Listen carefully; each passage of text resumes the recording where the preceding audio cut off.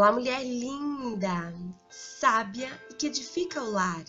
Eu sou Eliane Cristine e estamos lendo o livro Levante-se e Ore, de Sheila Walsh. Esta leitura foi autorizada.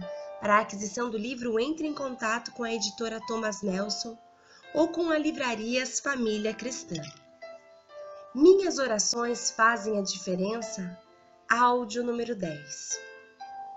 Pai, eu oro pela amiga que me ouve. Ajude a entender que a proporcionalidade de tempo contigo é tempo investido para a transformação da vida dela. Eu oro em nome de Jesus. Amém. Tudo a ver com confiança. Creio que um dos motivos pelos quais é importante falarmos com Deus é porque a oração implica confiança e é a nossa maneira de dizer a Deus: creio que tu estás no controle. Creio que tu me amas. Creio que tu fazes tudo cooperar para o bem, independentemente da aparência das coisas. As primeiras palavras da oração que Jesus ensinou aos seus seguidores foram: Pai Nosso. A imagem é muito íntima, um convite para vir como uma criança, se enroscar no colo do seu pai e contar tudo a ele. Ouvi Donald Miller falar sobre a maneira como os cristãos costumam se aproximar de Deus, como se ele fosse o chefe deles, pedindo desculpas por estarem atrasados ou por não estarem com as tarefas em dia. Ele lembrou-nos de que Cristo nos deu as boas-vindas para orarmos ao nosso Pai e perguntou: quando foi a última vez que você se enroscou nos braços do seu chefe e abriu o coração? Evitando as óbvias piadas de mau gosto, o ponto de vista de Miller é claro. Somos convidados a um relacionamento de confiança absoluta e para nos achegar ao coração do nosso Pai, quanto mais tempo passarmos na presença de Deus, mais a nossa confiança cresce, mesmo quando as coisas não saem quando planejado. Na primavera de 2006, Barry e eu fizemos algo muito tolo. Compramos uma casa nova antes de termos vendido a que morávamos. Aconselhei pessoas a não fazerem esse tipo de coisa, mas é impressionante como podemos ficar cegos quando vemos o que queremos diante dos nossos olhos. Estávamos em um bairro muito barulhento, onde os adolescentes corriam em seus carros na mesma rua onde meu filho queria andar de bicicleta ou de skate. Além disso, alguns garotos do colégio local descobriram quem eu era, o que faço na maioria dos fins de semana e onde eu morava. E começaram a se tornar um incômodo, aparecendo a qualquer momento com perguntas ridículas. Você conhece Amy Grant? Você pode nos conseguir bons lugares no show do U2? Você precisa de uma banda para acompanhá-la? 2 deles tocaram a campainha certa noite vendendo revistas para ajudar em uma viagem da escola. Fiquei feliz em poder dar uma força a eles e fui pegar minha bolsa. Mas em vez de esperarem na porta da frente, eles entraram e foram até a cozinha, onde me informaram que eu era, imagine só, gostosa. Quase engasguei enquanto dizia-lhes que eu tinha idade suficiente para ser mãe deles. Isso não pareceu dissuadi-los de modo algum, e eles queriam saber se Barry viajava e me deixava sozinha. Expulsei-os de casa, mas a experiência realmente me abalou. Então Barry e eu decidimos procurar uma casa em um bairro mais tranquilo, em uma espécie de condomínio. Encontramos uma de que realmente gostamos. Tinha um bom quintal para cachorros e ficava próximo de alguns amigos cristãos da escola. Colocamos a nossa casa à venda, mas não conseguimos nos desfazer dela imediatamente. Então o construtor da nossa nova casa nos disse que havia muito interesse no terreno e que se a quiséssemos teríamos de garanti-la. Sim, eu sei que os construtores sempre dizem isso. Conversamos com o gerente do banco e decidimos seguir em frente. Acreditamos que a outra casa com certeza estaria vendida no verão, mas ele veio e se foi. Isso como outono. Sentia-me mal por termos nos colocado em uma situação tão vulnerável. Eu nem sabia como orar.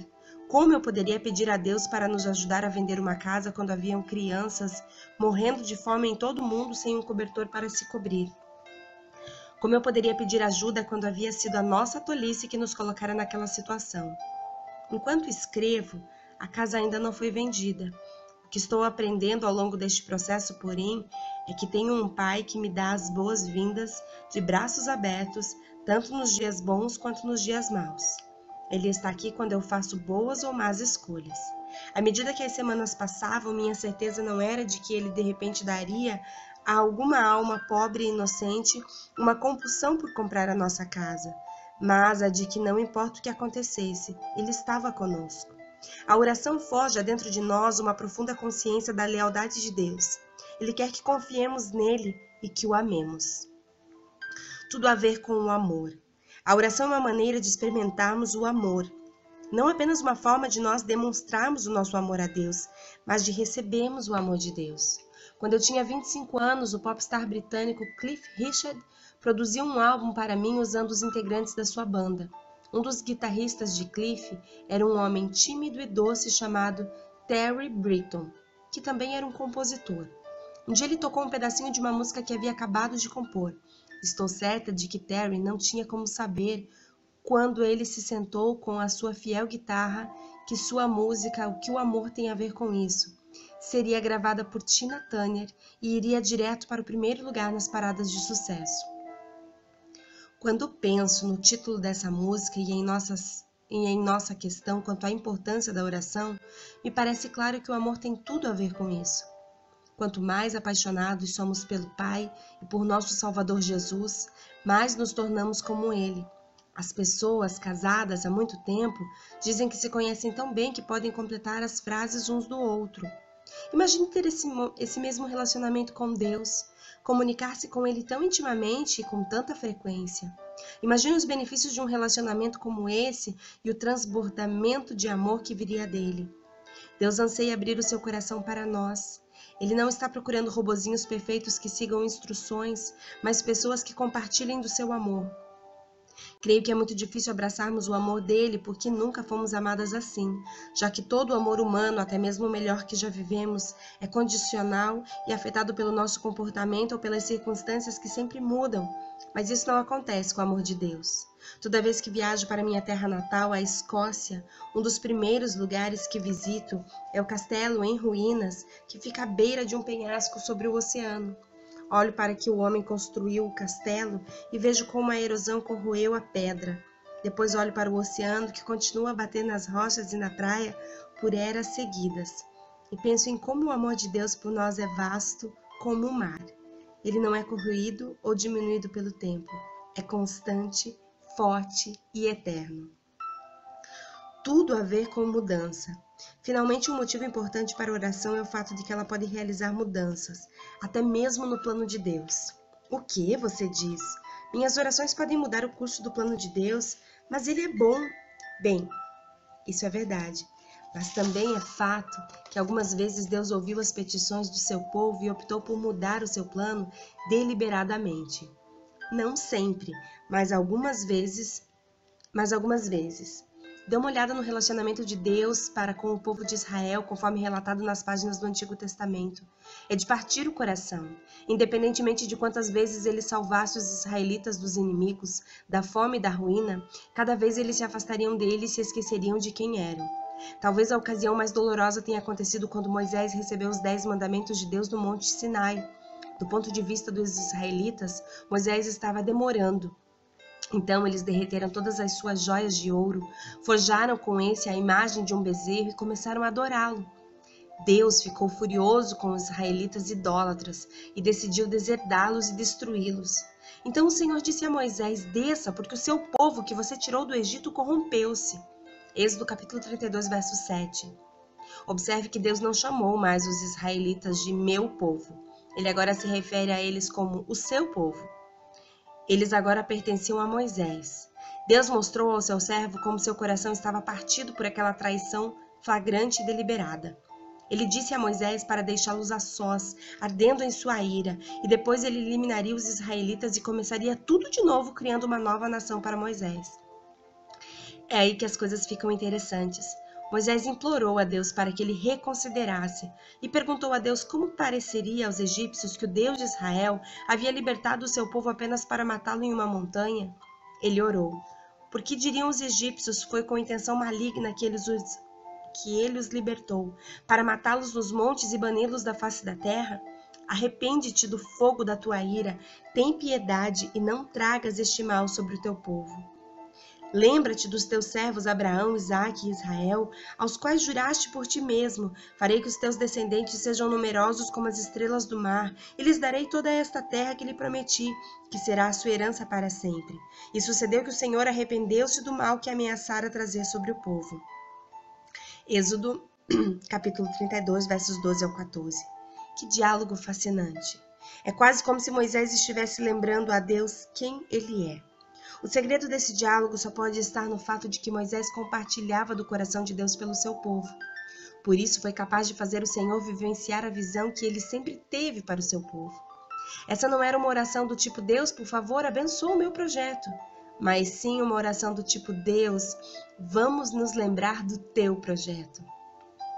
E Deus mudou de ideia, inacreditavelmente.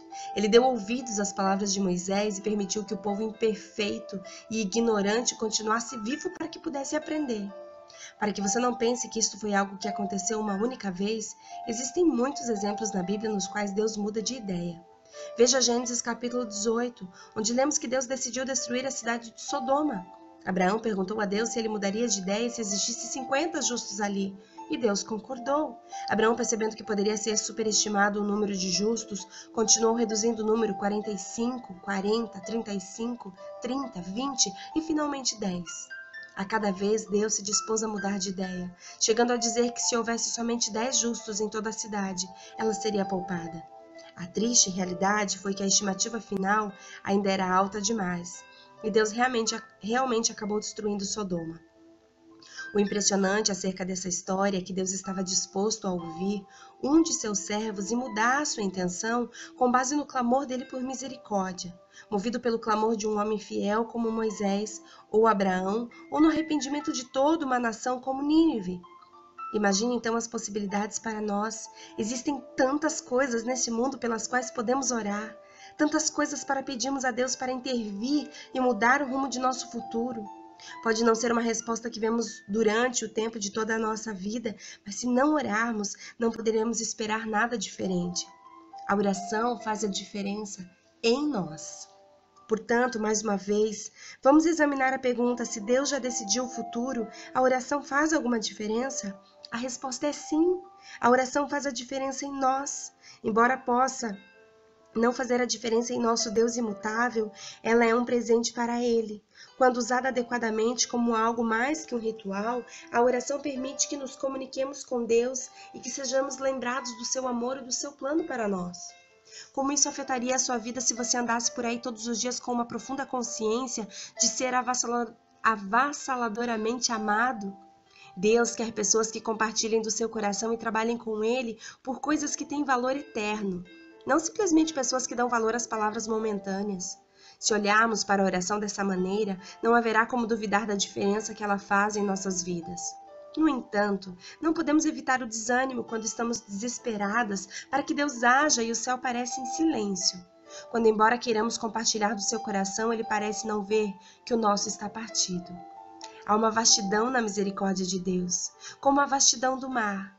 Há uma bondade na sua justiça que é mais que liberdade. Não há lugar onde as dores da terra são mais sentidas que no alto céu. Não há lugar onde os fracassos da terra receberam julgamentos tão bondosos. Há boas-vindas para o pecador e mais graças para o bom. Há misericórdias com o Salvador, há cura em seu sangue. Há graça suficiente para milhares de novos mundos tão grandes quanto este. Há espaço para novas criações, naquele laço superior de bênção. Pois o amor de Deus é maior que a medida da nossa mente, e o coração do Eterno é maravilhosamente bondoso. Frederick Faber. Uau! Não temos tempo para discorrer sobre esse áudio, mas nós precisamos ter um coração fortalecido na confiança e no Senhor. Na confiança no Senhor. Tudo tem a ver com o amor e tudo diz respeito à mudança em nós. A oração nos leva a um lugar de permitir-se que Deus seja o agente transformador da nossa vida. Nem todas as nossas orações serão respondidas da forma como que nós desejamos, mas é certo que nós podemos afirmar que Deus é bom em todo tempo e em todo tempo Ele é bom. Um grande beijo e até o nosso próximo áudio.